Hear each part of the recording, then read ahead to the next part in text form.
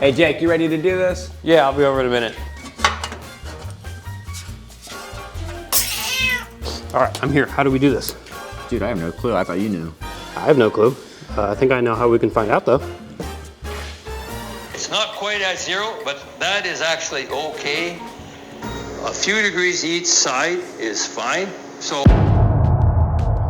I'm Russell. I'm Jake. In our last video, we installed an HEI distributor on our 283 on this 1967 Chevelle. Ever since driving this car, I've noticed a little bit of valvetrain noise, and I just want to check it for peace of mind.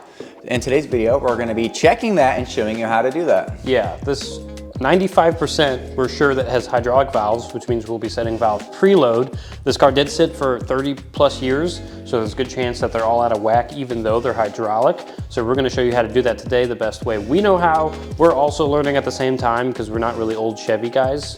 You know, by nature, we're mostly old JDM dudes, so this is gonna be new to us too. So we're gonna walk you guys through it as well, just in case it's also your first time, and we're gonna set some valve preload today and see how smooth it runs afterwards. Hopefully we can get this thing running super smooth, and then we could rip it out and put an LSE in here, but that's later on. Yeah, we're gonna LS swap it later. For now, we're just gonna get this 283 running mint because it actually runs pretty good. But first, I want to explain the difference between hydraulic and solid lifters and why the process for adjusting each one is extremely different. First up is hydraulic lifters, which use engine oil pressure to automatically maintain zero clearance, or valve lash, keeping the valve train quiet and eliminating the need for manual adjustment. When the cam lobe lifts the lifter, oil is trapped inside by a one-way check valve, making it temporarily solid. When the valve closes, oil bleeds out and the internal spring fills the cavity with fresh oil. Our Chevelle uses hydraulic lifters and a hydraulic camshaft. Back in the day, this was for quiet and maintenance-free operation, so technically we shouldn't have to adjust these at all. But this engine is very old and sat for a long time, and we've noticed some ticking from the valve train, and we want to reset the preload just in case. So for a hydraulic valve train, regular adjustment isn't required, but it is for solid lifters. So when should you adjust your solid lifters? The most common sign that solid lifters need adjustment is a noisy valve train making a ticking or clattering sound. Incorrect valve lash can also cause poor idle, misfires, and reduce power. So if you notice any of these, you may need to make some adjustments. Solid lifters require periodic checks, so even if you don't notice the first two issues, you should adjust them every few thousand miles or per the manufacturer's specs. In this video, we're going to focus on setting hydraulic lifter preload only, since that is what is in our 1967 Chevelle. While researching this, I found myself sifting through everyone's personal ways that they like to adjust preload, but I think that Dan's way is the fastest and the easiest, so I'm going to go with his, and this is what he explained to me. Start with cylinder 1, making sure that it is at top dead center with both valves, intake and exhaust, closed. You can make sure that cylinder 1 is at top dead center either by using the timing mark on the crank pulley or by taking off the distributor cap and making sure that the rotor is pointing at cylinder 1. Step 2 is to take the push rod between your thumb and pointer finger and try to spin it around between your fingers. You'll notice it's a little bit loose.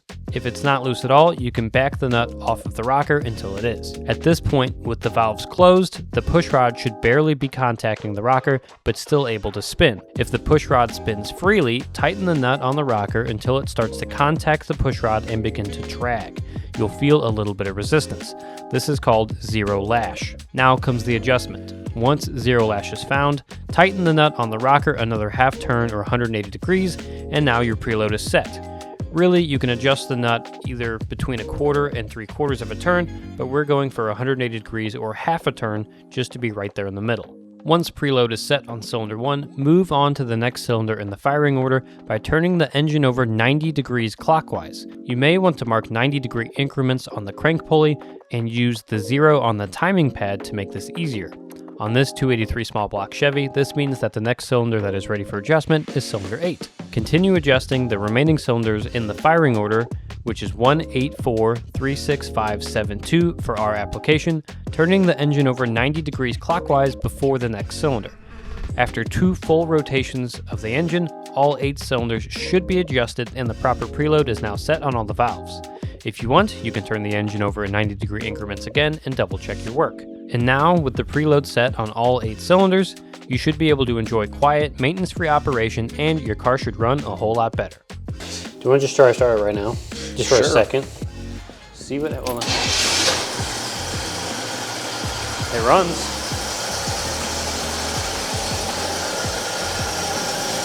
Almost none of them are ticking. that I can really hear. That's so interesting. None of them are ticking. They're quiet. Because we must have done something correctly for once. And it's not really making a mess. No, but if you did this for a while, it would. I bet the oil pressure has got to You can see oil coming out of the little passage in the top of the push rod, oiling the rockers. That's kind of cool. It's so quiet now. I mean, it was kind of quiet before, but you can tell. Did we do something correctly for once? For the first time ever? On the first try? Maybe. It is really quiet now, that's cool. Yeah, I'm gonna get the mic real close to the lifters. They don't hardly sound like anything. They don't sound like nothing. We did something right. Oh, Big Daddy Cam. Here's the microphone. There's all the lifters moving. Not a whole lot of ticking going on. It's kind of neat to watch them. It really is kind of neat to watch them. Hell, the alternator's making more noise than the fucking valvetrain. Yeah, it's starting to make a little bit of a mess. I'm gonna turn it off. Yeah, we're gonna change this oil now. It is quiet though. That's neat. Really quiet. All right, you wanna shut it off? Dude, that's insanely quiet. That's cool. We actually did something. All right, well, let's put these valve covers on, dude, and let's go test drive it. We'll put valve covers on, then do an oil change. Yeah. And then we'll test drive it. Yeah, it sounds like the alternator's kind of making some noise. Yeah, so we're done doing the lifters now. They're super quiet, and the alternator actually sounds like it's making more noise than the lifters are, which is cool. A little chunky. Which means we actually did something correctly for once. But yeah, you're gonna get that. Okay. Yeah, so far. But yeah, we're gonna get that wire hooked back up for the coolant gauge, and then we're gonna take this thing for a little test drive. I guess the timing's fine because it started, so. Yeah. The distributor did move a little bit while we were working on it. It's all right. But we're fine. All right, wanna Yeah, go? I mean, that belt's, you should tighten that more or no? Feel that yourself. It's a little loose, yeah. It's kind of hard to tighten. Well, we can do it real quick. That's not hard to tighten, but it's gonna be, with two of us, we'll be able to do it. They keep on talking, drawing. There we go. I'm gonna pull on it while you tighten it. Okay. That wrench? Is it loose yet? No. I'm gonna actually pull it really hard, all right? All right, I'm gonna start tightening it.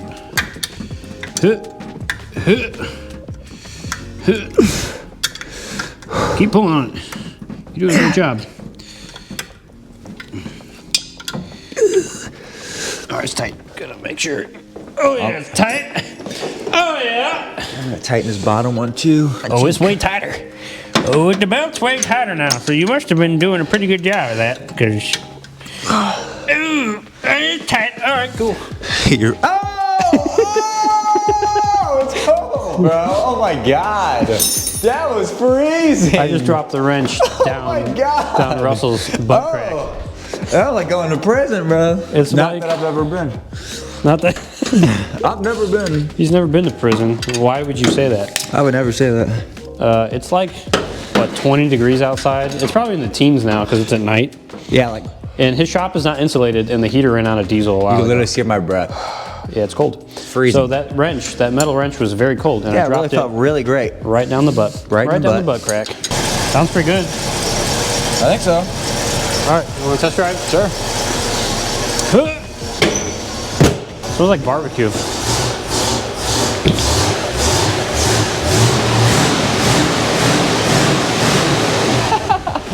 Hell yeah. This is a performance machine. Let's see what this thing sounds like from the back. Oh, it died.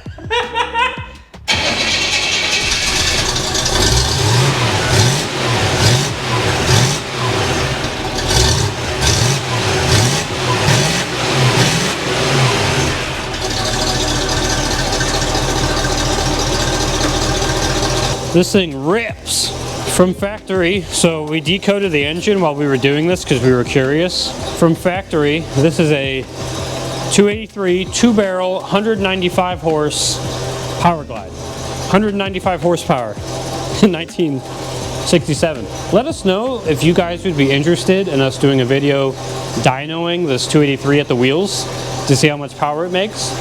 Because if we ever do swap it, I kind of want to know how much power we're gaining, or if we ever do any power adders to this engine or performance upgrades, we could kind of see like where that gets us. So I also think it'd be really funny to see how gutless this 283 currently is. But anyway, lifters still sound quiet. Might need to do a little bit of timing adjustment while we're out, but we're gonna test drive this as soon as Russell gets back with his coat, and you'll see how it goes. Or if it's too dark, you won't see any of it, and we'll let you know how it went when we get back. What? Sounds good for what it is. Does sound good. He's getting gas. I'm staying in here where it's warm. It is freezing cold outside. He always forgets the gas cap's on the license plate. He doesn't pull forward enough, and the pump won't reach. Welcome to Rocket. Dude, I'm excited to like finish this thing up though. So I ordered taillight trim. Even though this thing needs a trunk pan, I still am buying things to make it like complete. I ordered taillight trim. I ordered new taillight lenses so it looks more complete in the rear. I ordered that wing window over there that's broken. I was driving one day and it just twisted off. And then I threw away the glass thinking I didn't need the glass because I was just gonna buy the whole assembly with the glass. But that was like $480, so I'm not doing that. I bought a speaker for the dash. What else did I buy? I bought something else. Something was window crank. Yeah, window crank on that side. That one that's missing the knob. Oh, and I also bought these. Oh, the lock thing? Yeah, and chrome. Nice. Chrome will get you home. That's gonna add 5 horsepower. I think so. I low-key want to do new door cars and delete these armrests because I think just a slick door panel would look really good. Yeah. But the armrest is comfortable and original, so I don't know. But it is falling apart. Yeah. So I think that's all I bought for now. We're gonna eventually do a trunk pan and quarters on it, but yeah. And I'm gonna keep the patina look. Like I have a guy that'll spray this patina, and then when we do that, we'll do the door seals, and then that's it. And then make it that's fast. it, drive it, and then make it fast. Hopefully by then the Supra's done. Yeah, I'd ideally like the Supra get done this, like before that, honestly, but the Supra's gonna get done through me investing in real estate, and then we're gonna make a video on that as well. So yeah, he's doing a flip slash probably renting out a house right now. I typically flip about 2 houses a year, but this one's gonna be my first rental. But we're gonna do the Burr method on this, and then take the money also, and then put it towards more car stuff, because that's what a smart car guy does. He invests and let his investments work for him. So I just put $30 and it's still going. That's crazy. It felt like it was empty. It was kind of sputtery. I've been cruising. I've been driving it. Yeah, he dailies this thing. It's fully registered and licensed. Heck and yeah. insured. We just got back from test driving the Chevelle. We got sandwiches and topped off the gas tank. We're ending this video here. If you got any value or enjoyed the content in general, like and subscribe. Shout out to Jake for editing these videos.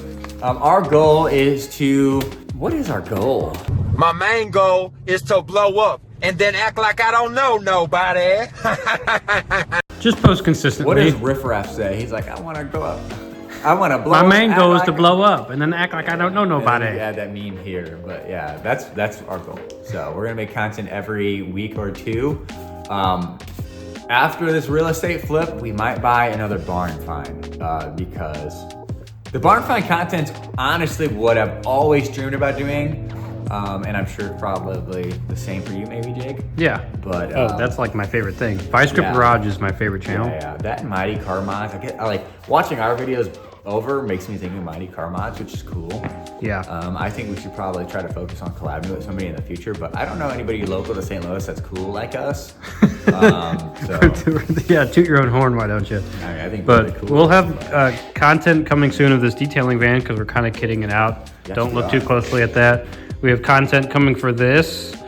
Once Russell gets this flip done, he's gonna put some money into that, and we'll hopefully finish that Supra soon. Then we obviously got the Chevelle, and then if we buy another barn find, we have that. And if you haven't watched already, go watch our 3-part series on the shoebox Ford that we just did. And if I ever get any customers coming through with some really cool details, I actually have a customer with a CTSV race car that has a very interesting story of a shop screwing him over. That's right, we are gonna do that. With the windows down, left it in the rain for years. So I'm gonna be ended up detailing that car for him. That's a potential video to come soon. The owner's actually interested in documenting it with us because it's an interesting situation and the details can be really cool and satisfying. So we're gonna document that for you as well. So anyway, stay tuned to the channel. We have a lot of big updates, a lot of goals with the channel. Like and subscribe if you got any value or if you find us entertaining or if you actually hate us. If you hate us, like and subscribe. You should share the video and be like, these guys are dumb, and bleep that, please. And I hate these guys. These guys are idiots. They don't know what they're doing because we don't know what we're doing. We're young. We don't work on 60s Chevelles every day. That's the whole point of buying it, to enjoy it for what it is. Anyway, like and subscribe. We're gonna end this video here. Thanks for watching. Oh, good.